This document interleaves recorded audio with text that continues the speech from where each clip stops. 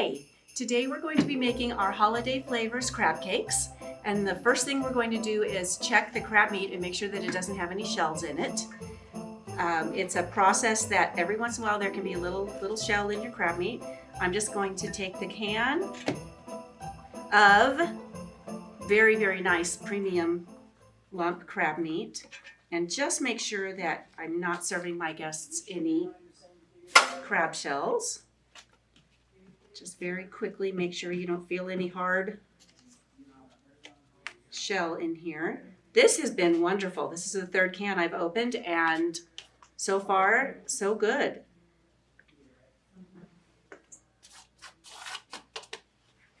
I can take my glove off. So in here we have actually, our recipe calls for 16 ounces of crab meat, but the cans are 6 ounces each. So we're just using all 18 ounces. It's going to be wonderful. We just have a little bit more crab in our crab cakes. Absolutely not the end of the world. So into this crab mixture, I am going to put a half a cup of panko. And if you happen to be gluten-free, right next to this in the grocery store on the shelf is a gluten-free version. I use it all the time. It is wonderful and it will work just as well. So we have our half a cup of panko that I'm going to toss and toss with my crab. And I want to make sure that that was full, especially since I have a little extra crab meat. So we'll put just a little bit more to make sure we have a full half cup. And I'm going to gently toss this. Don't want to break your crab up. You want to leave it in these nice big lumps. We paid extra for the jumbo lump. We want to make sure that it stays that way. So after I toss that with the panko, I'm going to mix my flavorings in there as well. So we have in the container here, I have my half a cup of mayonnaise, the 1 tablespoon of Dijon mustard, 1 teaspoon Creole seasoning, and I am going to whisk the egg in right now.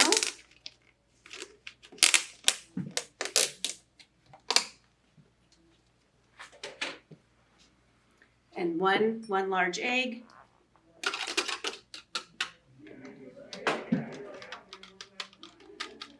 And after that is all whisked together, that's just going to be folded gently into our crab. Oh my goodness, it smells so good. That is a lovely seasoning here. Just going to pour that in.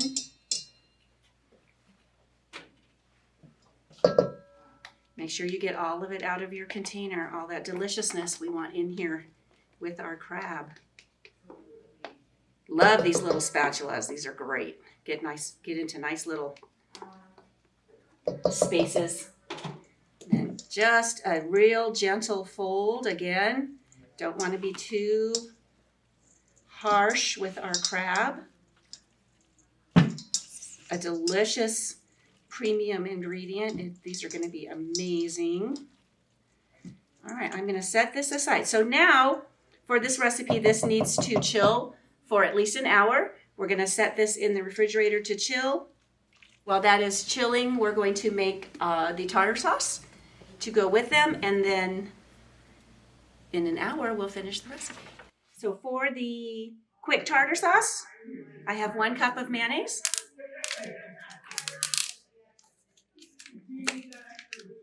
And because this is going with the same dish, I am going to use the same spatula. Where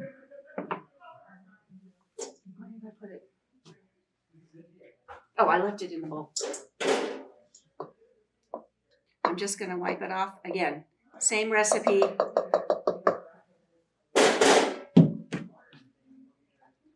So our 1 cup of mayonnaise.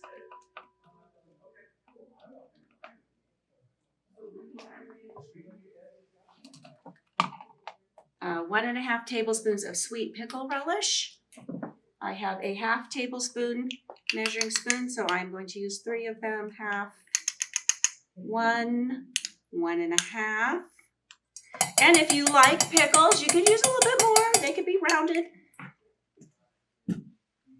And then we're going to put in our teaspoon of Dijon mustard.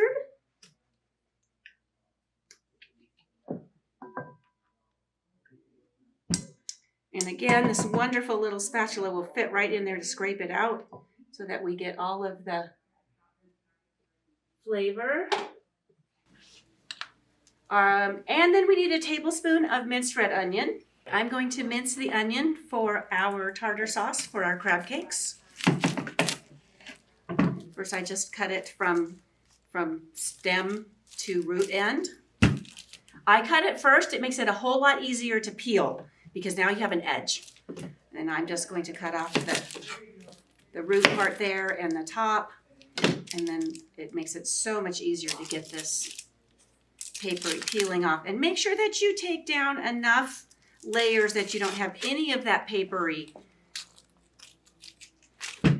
stuff left, because that is not pleasant to eat. And then when I'm doing a small amount of onion, especially when I'm mincing it really tiny, I just slice very thin slices. We only need a tablespoon. There are about 1,000 ways to mince an onion. There really is no wrong way as long as you have the onion done for your recipe and you don't cut yourself. And then I am just going to mince this real tiny. You want it at least the size of your pickle relish, if not smaller.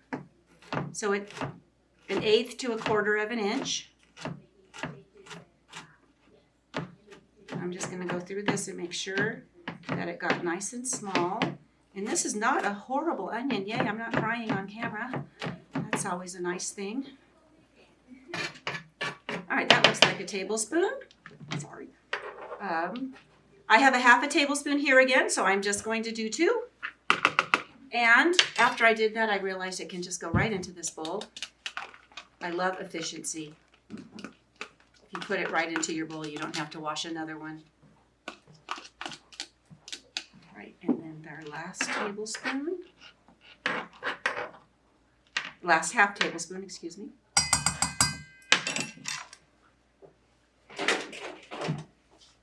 So in this bowl, I have almost all the ingredients. We need 1 to 2 tablespoons lemon juice. I need my measuring spoon again. I'm going to start with 1. We'll taste it, and if we think it needs more, we'll use more. This is already lemon juice. You can also squeeze a lemon if you want to. We have lemon wedges to serve them, so if you have some lemon left over and you would like to just squeeze that lemon and use fresh lemon juice, of course you can always do that. And then the last thing is our salt and pepper. I want to make sure that my fingers are dry before I pinch that salt. So when I am starting out to salt and pepper something, I just take a nice pinch and I will just sprinkle that over the top. If there's a little bit of food, it'll be a little bit of salt. If there's a lot of food, it'll be more salt. It's a good place to start. And then we can always taste it later and adjust seasonings if needed. I am going to start with probably about 1/4 teaspoon of pepper if you like to think in that way. And then again, once these flavors have melded together, we can always taste and adjust the seasonings. And that is all there is to this quick tartar sauce. It's delicious. And this is going to go in the refrigerator with the crab mixture to chill and the flavors to meld until we're ready to actually cook them. All right, we are ready to make our crab cakes. The crab cake mixture has been in the refrigerator for a couple of hours here. The really neat thing about this recipe is it needs to refrigerate for about an hour at least, but you can do this the day before and make them up so that, especially if you have guests, you can get it made up ahead of time. It can stay in the refrigerator for up to 24 hours before you get to this stage. So I have scooped out 1/3 cup at a time of the crab cake mixture, and then it's super easy. You're just going to pat these very gently into nice sized patties. You want to keep them nice and thick. You don't want to really smash down too much because, again, you want to keep that crab in its nice big pieces. And then as soon as I get this last one made, I'm going to go ahead and take these gloves off. and get them. I'm heating up the oil. There's a 1/4 cup of oil in this pan. What you're looking for is you're looking for a nice layer of oil on the bottom of the pan.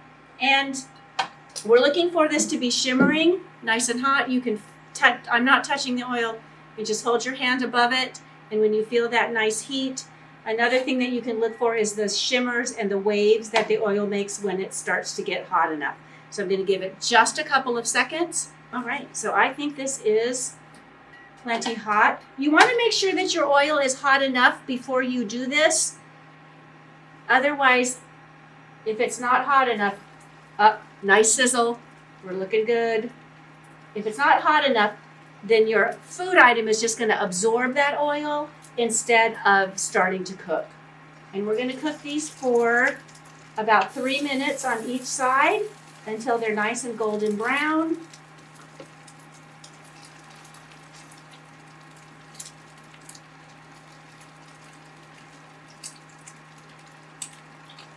Perfect. Crab cakes are done and ready to take out of the skillet and have for a meal. We've got some beautiful GBD, golden brown and delicious going on here. And another wonderful holiday meal.